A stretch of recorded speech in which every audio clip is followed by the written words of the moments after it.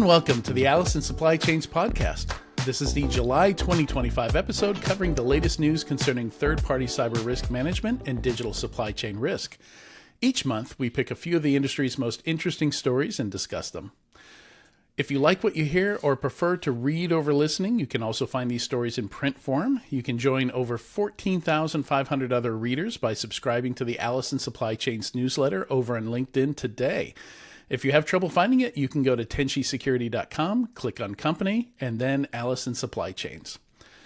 All right, let's get the show started. I'm your host, Adrian Sanabria, founder of the Defenders Initiative, and joining me is Alexandre Sieira, the CTO and co-founder of Tenchi Security. How are you doing, Alex? I'm fine. Super happy to be here recording another episode.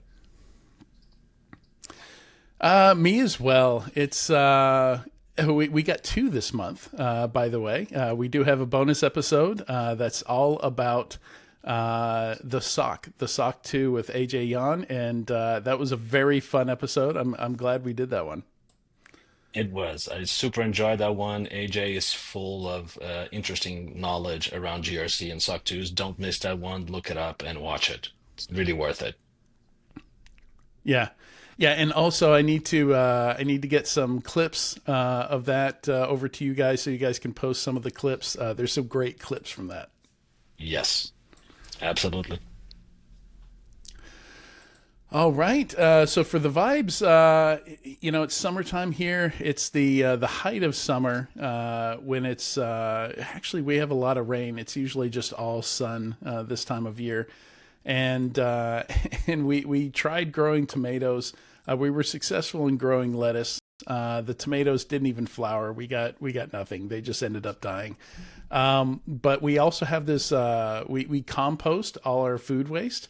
And we have this place up front where we dump that, and somehow tomatillos, which are like these little green tomatoes with like a protective outer layer, like a skin on them, just are growing wild. So we have like hundreds of tomatillos that we didn't intend to plant, but they're thriving out front, whereas the stuff out back that we planted on purpose is not. That's wonderful, man. When life gives you tomatillos, right? So you make salsa, right? That things could be way worse. Absolutely. Yeah. How are things going with you? So actually, I'm about to do something unusual and take 2 weeks vacation. I'm going to travel with the family, first international trip with a 4-year-old daughter to Euro Disney. Oh, We're going to France, so it's going to be super, super interesting.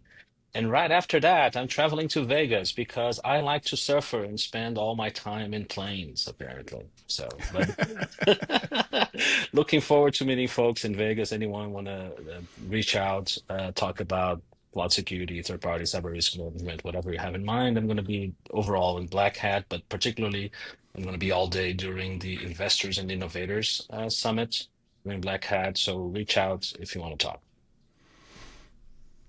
and I will not be at Black Hat. I will be on vacation that week, and the week following that one, I'm also taking 2 weeks, and I'll be the second week we'll be in a cabin in the mountains where it's a little bit cooler, but the first week we'll be in Miami. So we'll Nice. be, it will not be cool, So but you're traveling to Latin America. probably, You're traveling to Latin yeah, America. yeah, the capital of Latin America, yeah. Nice. And hopefully it's a little bit cooler than Las Vegas. I think temperature-wise it might be, but once you factor in the humidity, probably Yes, not. the humidity. Yeah, it's brutal. Anyway, enjoy. Enjoy. Hope you have a great time. Yeah, so you're doing the Investors and Innovators Summit you mentioned here. My good friend Mike Prevet is the MC there. You will be. It'll be fun meeting all the folks. So typically, Mike was there last year. So this is the second edition. So the previous edition, I met Mike there, our good friend. Lots of people we know from the VC community. Our good friends from Jesus. I'm blanking on the name. The Ukrainian guy with the yellow book on Jesus. Oh, Ross Haliluk. Yeah, Ross Haluluik. Thank you very yeah. much. I'm That getting old that and that yellow forgetful. book. That yellow, I have it on I've got. my home office where I'm not recording today, but yes, it's also there. Amazing book, by the way, if you haven't read it.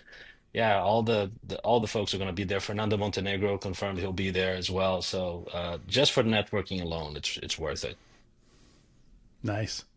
Yeah, now I'm a little, I'm getting a little FOMO now that I'm not going and hearing about that. Sorry. All right. No worries. I'll get over it. Um, yeah, so let's jump into the stories here.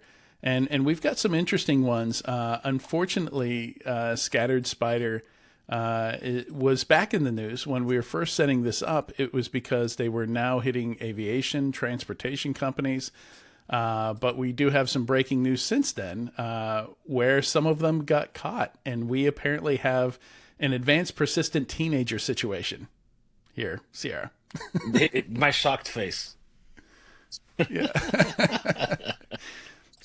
They were not advanced. They were not sophisticated. They were teenagers calling up, pretending to be an employee to the help desk. And the help desk was glad to reset their password, reset their MFA, and welcome them on in. Sorry, joking a little bit. Yeah, that's okay. It's worth talking about. It's a recurring problem, right? We know that the human element is something that like we fetishize a lot of technology here in information security, and we forget that we're not about information technology security. We're about information security. Information security involves processes, involves people, involves third parties. Who knew? And contracts and things like that. And I, we have to talk about this I as thought well. we just had to buy stuff. Right, I thought we just had to blinking spend our budget. boxing, Yeah. yeah, blinky boxes that solve all the problems. So the things that the book I want to make a book recommendation. Again, I'm going to put on my professorial hat and say there's an amazing book if you, especially if you're more on the technical side of things. It's from a guy called Dan Ariely, which is behavioral economics professor, and the name of the book is The Honest Truth About Dishonesty. And it combines like what are the economic and psychological incentives that actually lead people to cheat and steal and do like dishonest things.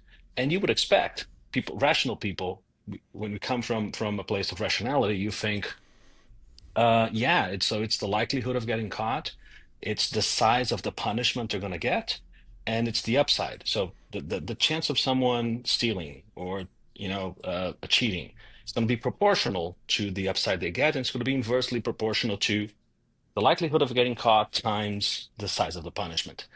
And those are like the 14th and 15th thing on the equation that calculates how likely people are to be dishonest and how dishonest they're going to be. There's a lot of psychological things that come into play.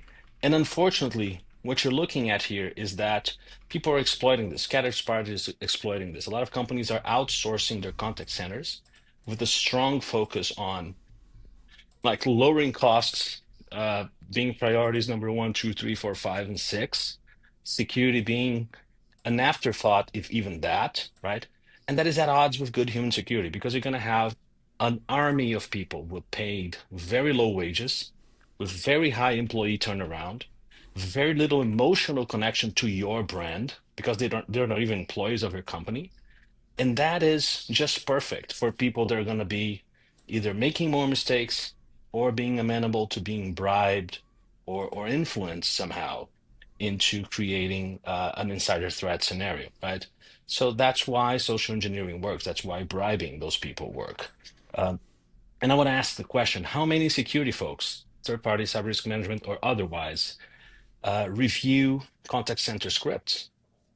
What are the steps they need to take to reset a customer's account or to provide them Or test them. detailed financial details? Or are they pen tested at all? Do pen tests include those in scope? Typically not. We fetishize the technical intrusions, exploit the vulnerability, do the SQL injection, use the 0 day. We should be testing the security of our contact centers and holding them accountable if the people are not following the scripts, if they're not being properly trained, right? So that's the sort of thing we should be doing. This is the 1000 wake up call that we're probably going to ignore anyway as an industry. And there was a post on Reddit, allegedly from an anonymous employee at one of the affected companies here that was hit by Scattered Spider. And they alleged that even after the incident occurred, they tested that call center, and this was a third-party support call center that they hired to handle things like password resets and these kind of routine help desk things, and they still failed. And they still changed an employee's password, reset their MFA with no challenges, no questions asked.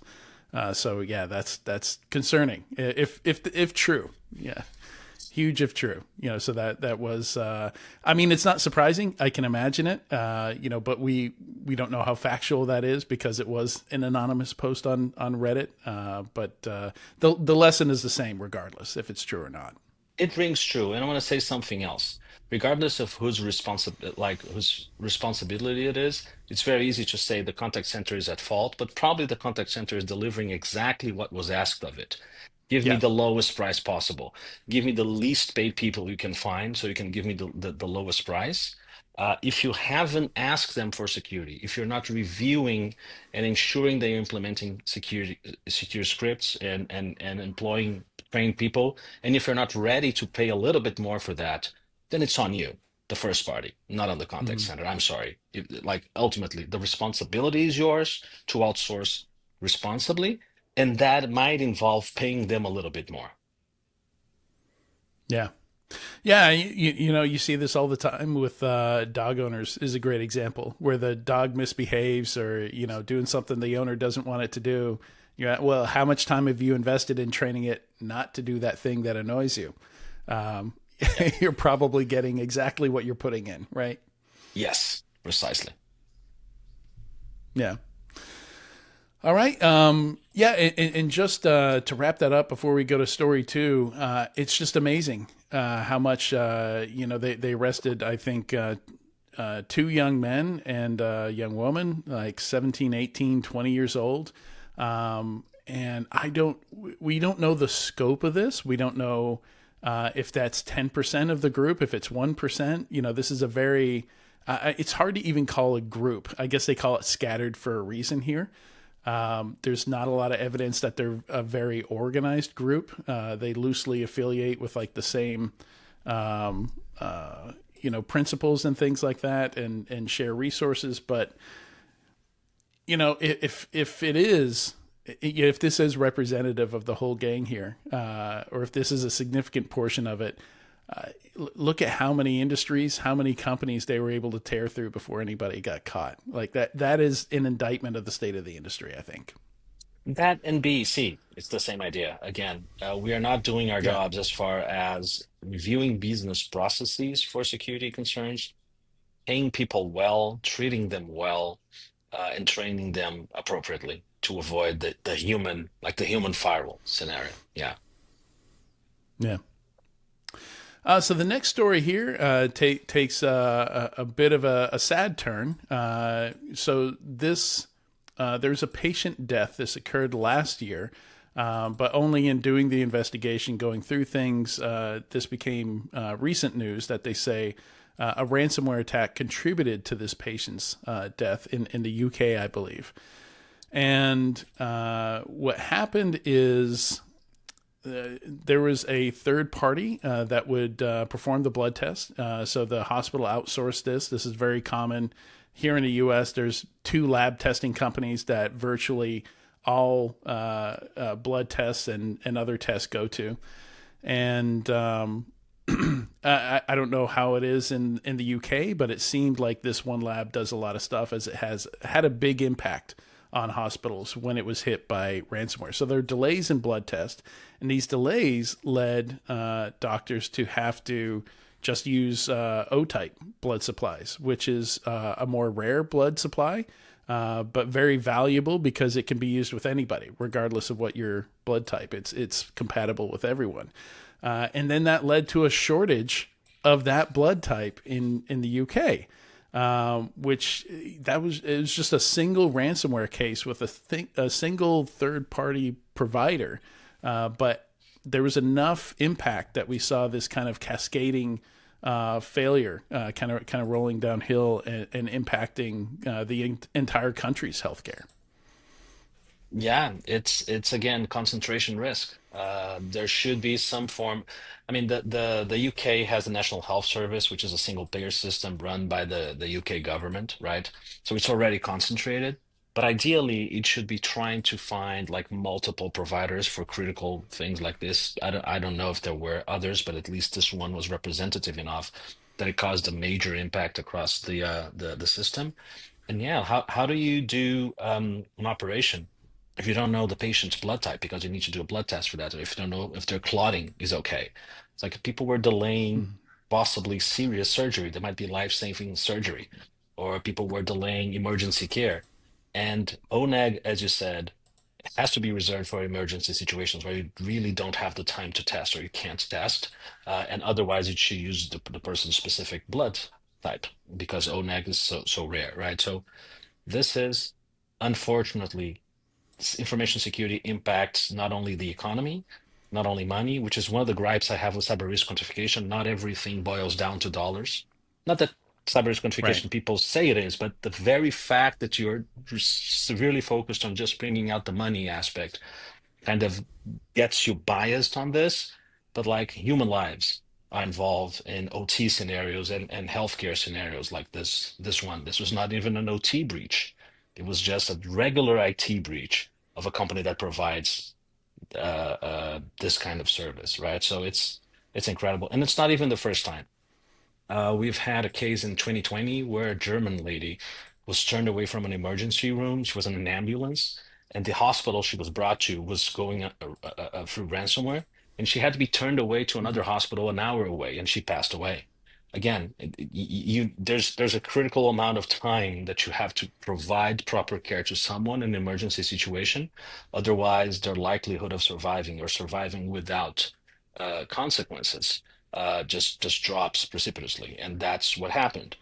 The thing that bothers me in both cases is that it's pretty clear that the ransomware was linked to those deaths, right?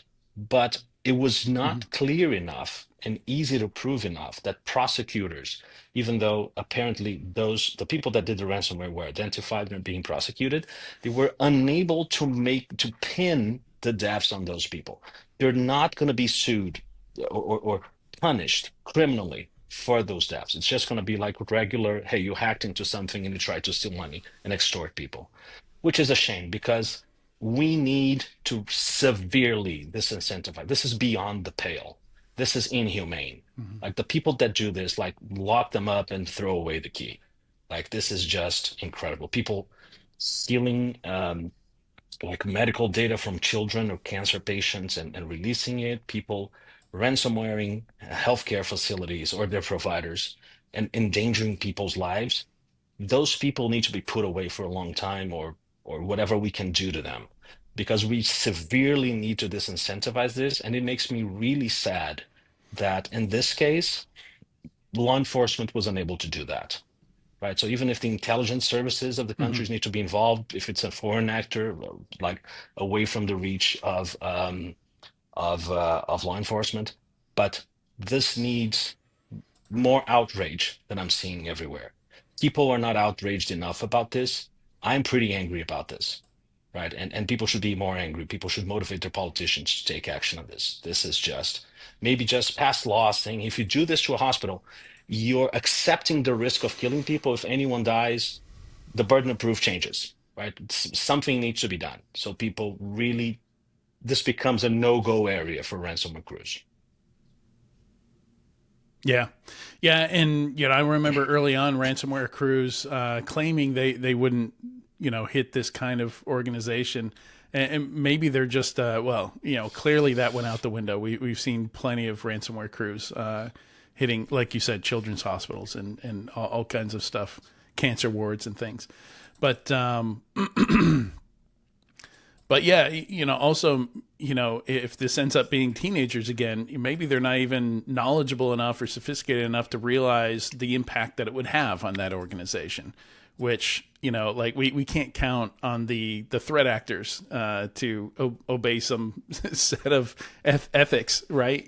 So we, just as an industry, we need to do a better job at solving this. And to your point, that's going to require pressure from the general public, from legal resources. We've got to apply some pressure there and disincentivize some of this stuff because, as we'll talk about in some of these other stories, we keep seeing stuff like, oh, yeah, insurance covered it. We had enough money to cover this and that just sends the wrong signal. That businesses were able to cover it and they didn't go out of business and there was no long-term effects and their stock price did return to the norm. I think that just sends the wrong signals to criminals more than others. No real damage done, right? Like we weren't taking anything more than they could spare. Hey there. Sorry to interrupt your podcast. Editor Adrian here. As we're recording this, I made a note to include a trigger warning here because we do discuss suicide for the next few minutes. And that's because it's been a common outcome in cybercrime incidents where very personal information has been exposed or released to the general public. If you want to skip this bit of the conversation, jump ahead to the 23-minute mark now. Or if you have a button to skip forward 30 seconds, tap that about 4 times, and that should get you there. Thanks. Back to the podcast. And you see that again in things like romance scam. Even though we said like if it's just financial theft, like of funds, if you take someone's life savings away, like we've seen suicides because of that. Or if you leak embarrassing enough data about people, we've seen suicides come from that. I remember the Ashley Madison breach. Lots of people, lots of men. There at least 2, committed suicide. That we You know see of. that with romance scams where people lose their life savings and become so embarrassed about having fallen for that they take their own lives. This is serious. Those people should be charged for those deaths. Those people should be, prosecuted to the full extent of the law. And it's a like well-known expression, but it really should apply. We should throw the book at those people because that's a step too far. And again, I'm not seeing the outrage. I'm not seeing the public opinion be moved by this in the way that it should to make governments and law enforcement actually focus on this. Because even when there's financial theft happening, this could occur. People could have their lives in danger. People maybe cannot afford life-saving medication anymore because they lost all their money, right? And then they have bad health outcomes or they die prematurely. Like this is serious. And that reminds me, I guess, one of the reasons why I like working in information security. It can be easy to just say, hey, I like bits and bytes and this pays well. And sure, all those things count. But at the end of the day, if you're doing your work right, even in something that seems more bureaucratic, like third-party cyber risk management, if someone had done their job correctly in competition analysis, avoiding concentration of the markets for labs, doing proper TP-CRM and raising the bar on that provider and avoided something like this, you are literally saving lives. You are not a doctor, but you would be saving lives. So we can Yeah. do a lot of good for the world in our profession, if you think about it. Yeah, another story I was reading about yesterday was about a vulnerability that has been known about here in the U.S. related to trains and the ability, like if you have some wireless hacking gear, less than $500 worth of wireless hacking gear, you can apply the brakes on a train. You can potentially derail a train and cause some harm. And somebody looked at the CVE and they're like, why isn't this like a higher, this is barely the score apparently. I don't know if it was a 6.8 or what. I haven't looked at the score, but apparently it was barely high, right? Like not even 9 or 10, not even up there. And the reply was, well, CVSS doesn't really account for, threat to human life. That's not a It's not one of the environmental or temporal adjustments you can apply. Yes, precisely. Because we're focused on bits and bytes and we're not thinking about the business impacts or the life and limb impacts of some of the things we do, and we should. This episode is brought to you by Zanshin, the innovative SaaS solution for third-party cyber risk management that's disrupting the market with a cooperative, continuous, and comprehensive approach. Zanshin is the first product to allow first parties to gain true visibility into their third parties in a non-intrusive way. Gain a deep understanding of how secure your third parties are in key areas like cloud security, endpoint security, identity and access management, and at-risk encryption.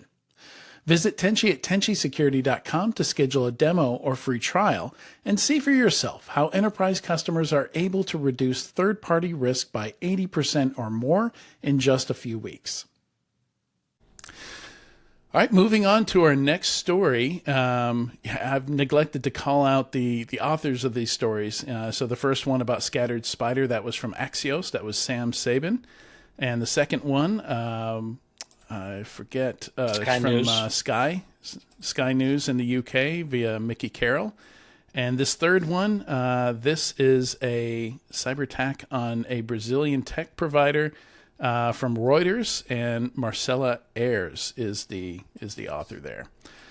So there's a lot going on here. I'm not going to get into the details. I'm going to let you do that because you have read pretty much everything published on this story. So I'm going to let you talk about it, and I'll jump in and ask questions or clarification or whatever as you do. And this was all over Brazilian news for good reason. I think it was broken. The story was broken by Geraldo Samor from Brazil Journal, which is an online publication. But then everyone else piled on, and a lot of news outlets cover this. We included a Reuters link on the newsletter because it's in English. Most of the content I've been reading about this is in Brazilian Portuguese.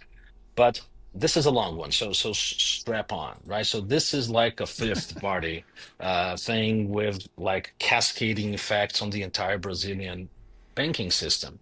And I'm not an expert on the Brazilian banking system, and even though we do work with banks a lot, and I do know a lot of bank CISOs, I'm going to give you my best interpretation of what happened, and we could maybe have someone over um, to get do this one in depth and have maybe an additional episode of the podcast again once more comes to light. But essentially, the way that the Brazilian banking system works is that the Brazilian central bank is not only the regulator, but it also runs a few of the systems that make the entire thing work, right? And that includes the Brazilian payment system, right? Which allows things like the equivalent of wire transfers. We have two ways called DOC and TED, Pix. and and we have the new PIX system, which is very, very modern. It's a 24 by 7 real-time transfer of values between entities, persons and businesses in Brazil. It's free for individuals, and it can be have a charge for businesses when they're exchanging money to each other. Completely revolutionized the way we do payments in Brazil. It's severely threatening the use of payment cards because it's so much easier now. Like you see street vendors charging with Pix. You see like people asking for money at street lights, accepting Pix. It's incredible, right? And because we've had so Yeah, I've experienced that directly. Yeah, having spent a month there last year. Yeah, a lot of all the street vendors, because if you have a phone number, that's really all you need. But you do need a Brazilian phone number. We found. So we had as visitors to the country, as tourists, we kind of had a hard time with it. yeah, that's one problem. It was built in a way where it could be extended to other countries, but it would have to be on a country by country basis, right? So right now you need to have like a PIX identifier. They confusedly call it a key. It's not a key, it's not a secret, it's just an identifier, which can be the equivalent of a social security number, which we do not consider a secret, by the way. Shocking, right? It's just an identifier, unlike what the US does. Or it can be your phone number, or it can be your email address, or it can be a random identifier, right? Whichever you choose. Anyway, so the way this works is every bank in Brazil is required to be connected to the central payment system. It's not an option. You have to be in it, right? If you're going to be authorized to be a banking institution or a payments institution, right? And so the larger banks connect themselves into that. They build their own infrastructure, their systems, their messaging systems, and they connect to the actual network.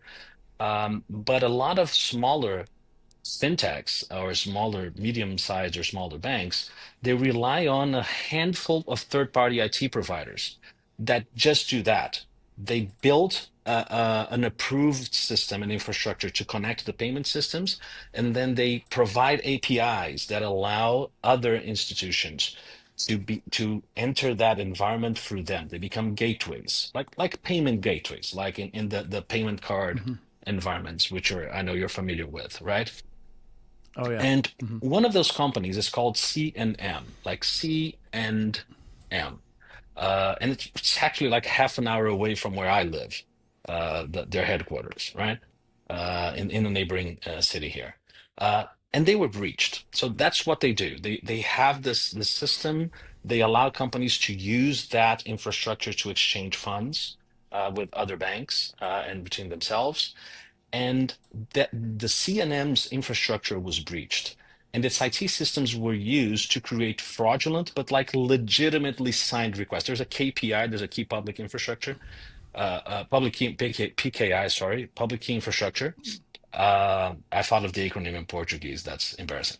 Uh, but so the transactions have to be digitally signed. But since CNM is like a concentrator again of multiple companies, they hold the keys for all of those companies. Once their were breached, the attackers apparently were able to create legitimate transaction requests, put them into the system, and they were honored, like by the different financial services companies, moving money to accounts controlled by the criminals, and then they tried to hop it around to smaller institutions which had lower, worse fraud detection, lower know your customer maturity, and eventually move them to cryptocurrency exchanges to try to launder it and turn it into cryptocurrency Hmm. to get away with the money, right?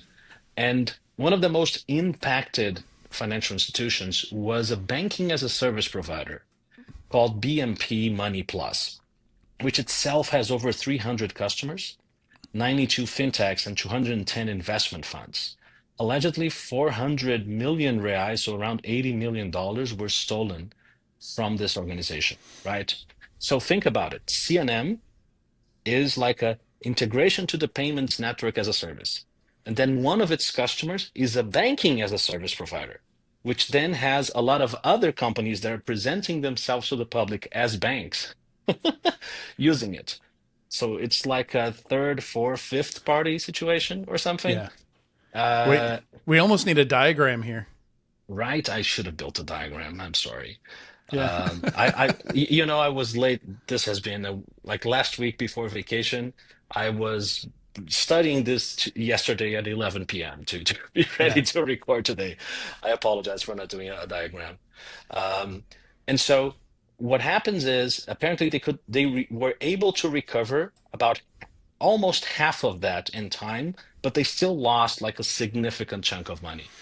And one of the things that was interesting here is that the money was not stolen from BMP or BMP's customers' accounts.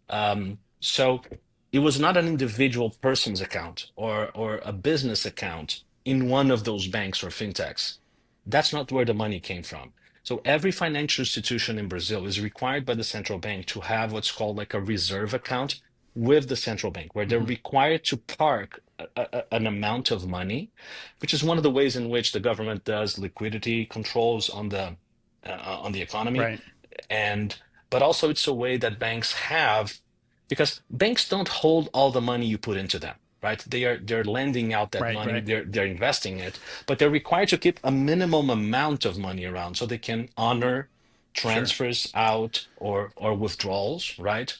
So that money is kind Here of in the not. U.S., I believe it's 10% here in the U.S.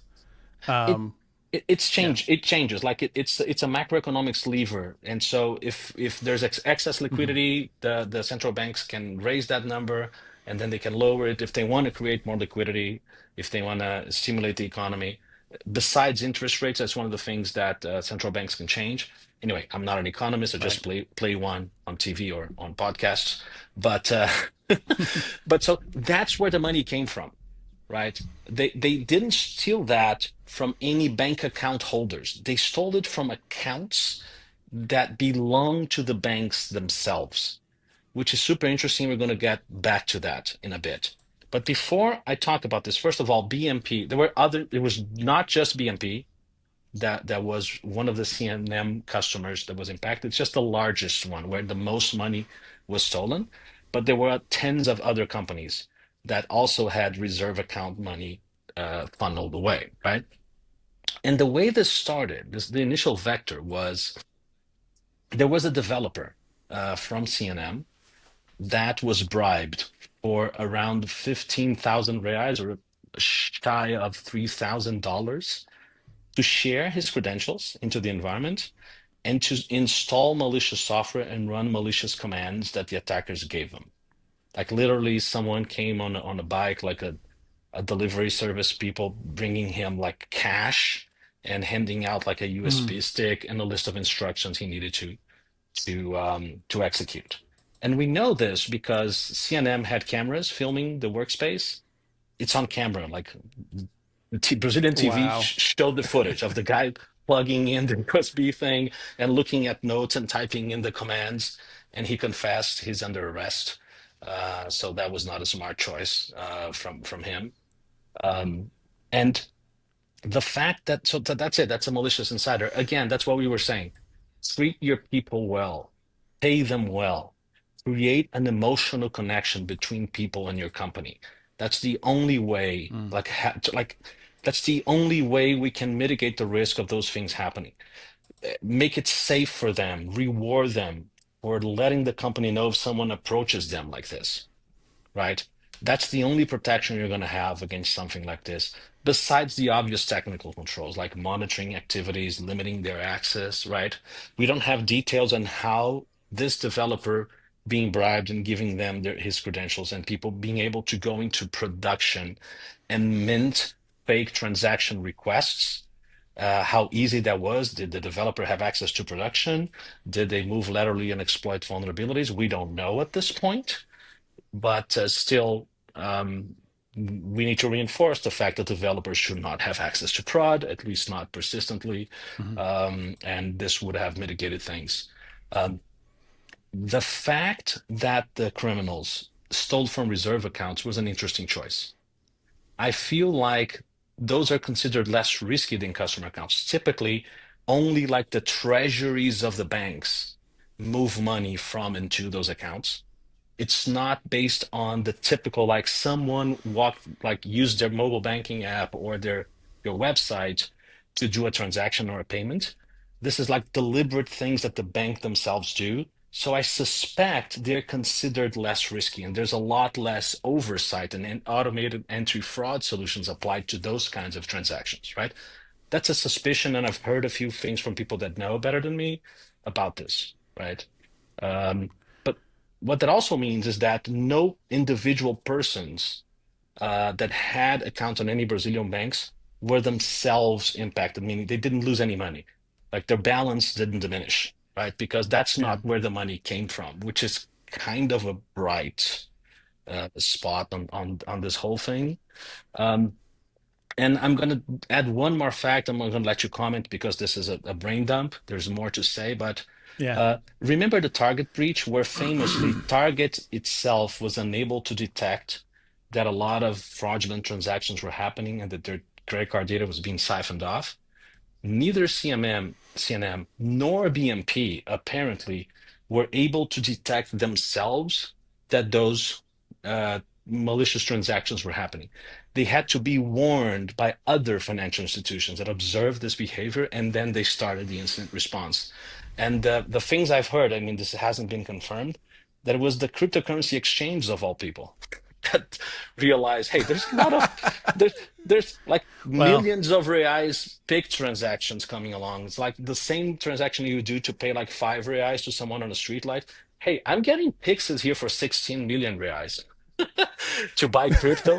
That's a little in the middle of the night because they did that during off suspicious. hours. Yeah. That's a little suspicious. Let me call someone at this originating institution here.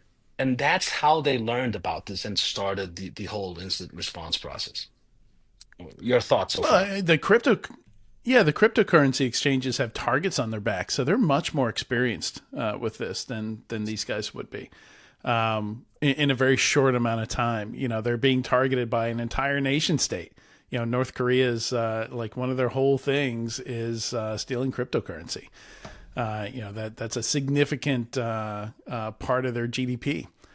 And so it doesn't surprise me that the cryptocurrency exchange is the one that spotted it. But it does surprise me every time I hear about something like this, like BEC or theft like this, you know, that you can move around that kind of money without extra safeguards, without triggering red flags or alerts or anything like that. And I think it's what you pointed out. It's that this organization is so embedded within the financial system. You know, and this is one of the advantages of the payment provider that I worked for is not a lot of people knew her name. You know, like you might see her name on a credit card terminal at a store, but yeah, we weren't a huge target. We weren't in the news a lot. We weren't in the public eye. And I suspect that was the case here. They didn't think, you know, that obscurity of what they did and who they were, you know, it was incorrectly seen as some sort of protection or, you know, the likelihood of risk of this kind of thing. Maybe they thought was lower because, you know, nobody knows what we do. You know, BNP Money Plus only has 300 customers and it's B2B. They're all other financial firms.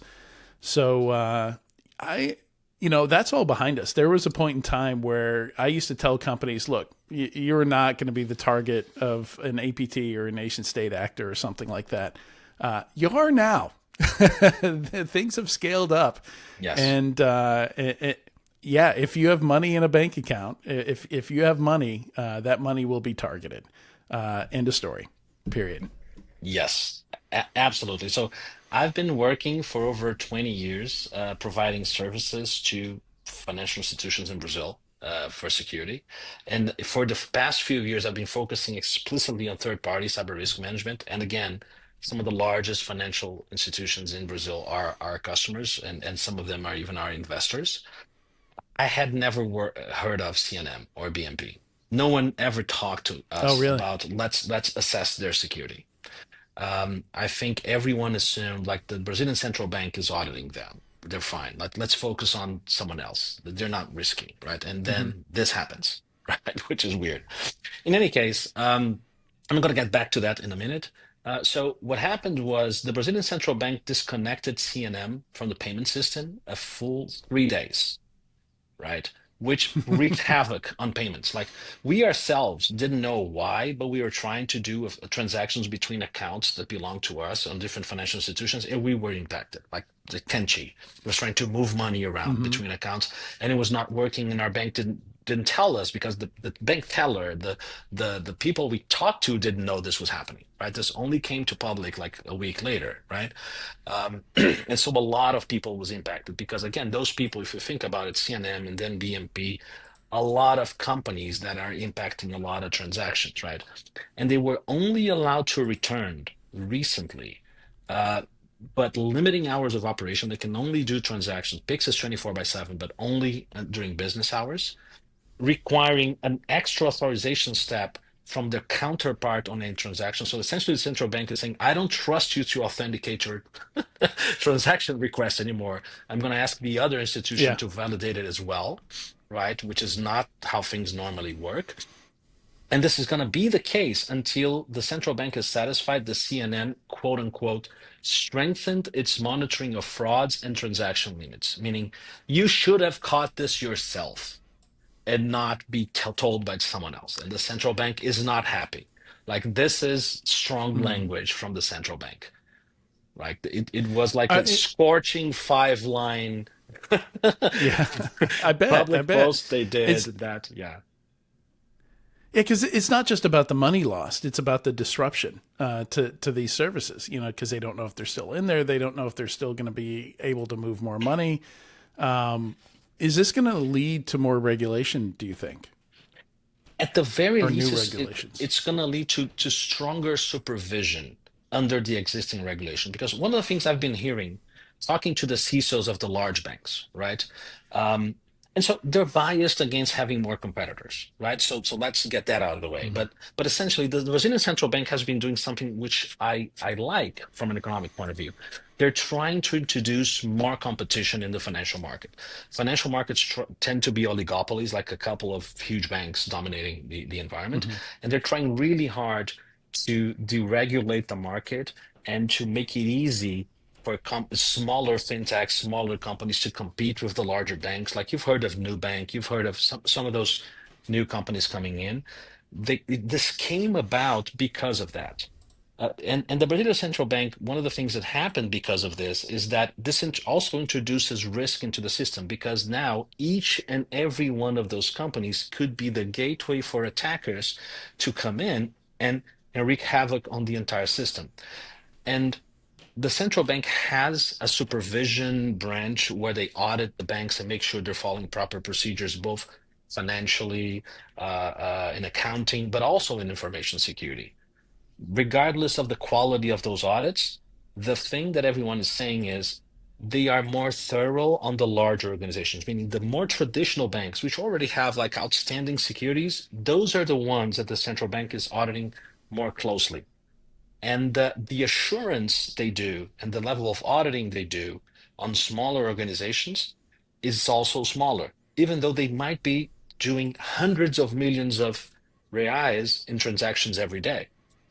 And what the big Hmm. banks are saying, this is not sustainable. If you're going to be a financial institution, there has to be a minimum baseline of security. You can't cut those people too much slack, as the central bank is doing. You need to step up the supervision and the security requirements, even if you're a tiny fintech, right? There has to be a minimum baseline. So I think that will definitely change after this incident because this was huge. Um, Yeah. One of the things that tells me that is three other companies were also suspended, Transfera, NuoroPay, and Sofi, because that's where the money was sent to first before being sent to the crypto exchanges, and they also failed to flag the suspicious activity.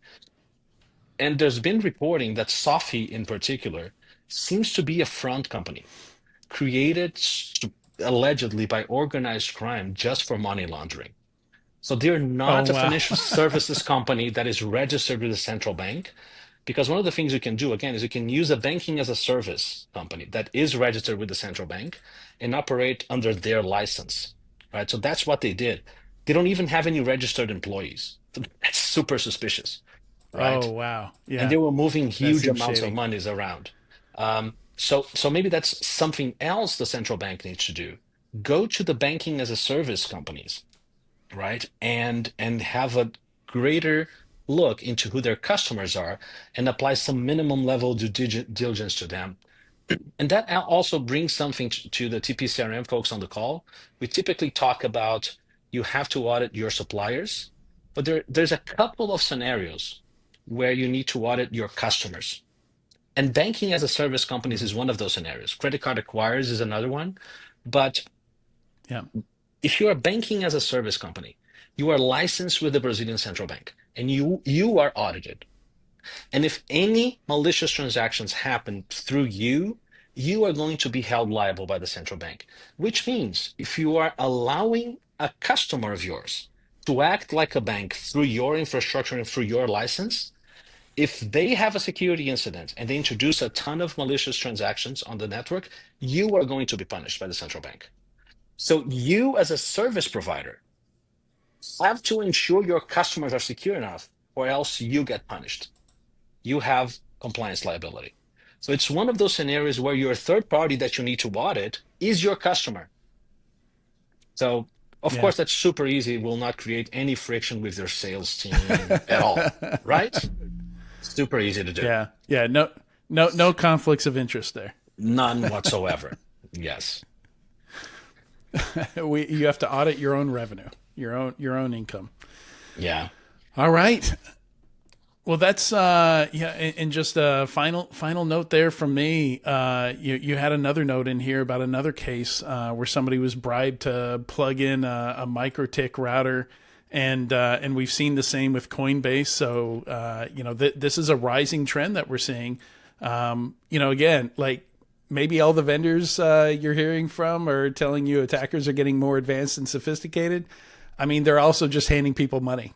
to do things, so at the same time, sure, maybe there's deep fakes out there. They're using more of those, but they're also using thousands of year old techniques to get what they want, just bribing someone. And how are you checking how secure your third parties are against this sort of social engineering attack? Your external Yeah. attack surface scan from a security ratings company for sure isn't covering that. So how Yeah. do you No. test for that? And how do you design a relationship where that is not as big of a problem? How many employees you have that are deeply, desperately in debt, that are likely to take these kind of bribes? That's a consideration also. Yes. All right. Well, that's all we've got time for today, Alexandre. Another great episode, an incredible situation there. I'm glad we got to dive into that story and do it justice. And before we wrap, again, go check out that special episode, that bonus episode we did with AJ Yan. It's already out there. So it was released a couple days before this will be released on issues with the SOC 2. And that's all we've got for this month. Alexandre, thank you so much for joining me today. It was a pleasure as always. All right. If you liked what you heard and you're on a platform where you can like, subscribe, or leave a comment, please do so. We'd love to get your feedback. Stay safe and stay vigilant, and we'll see you again next month.